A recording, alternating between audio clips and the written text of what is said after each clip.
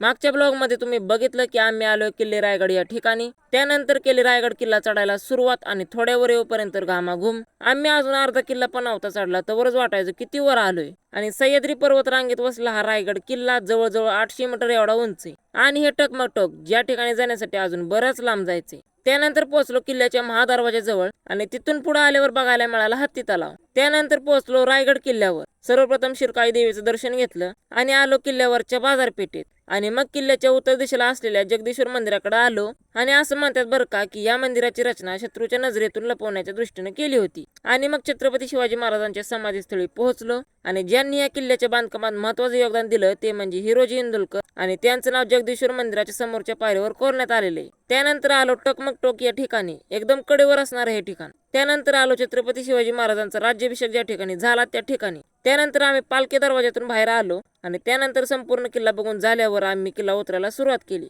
आणि खरंच रायगड किल्ला चढायला थोडा अवघड आहे, पण बरंच काय शिकायला मिळतं या किल्ल्यावर आल्यावर।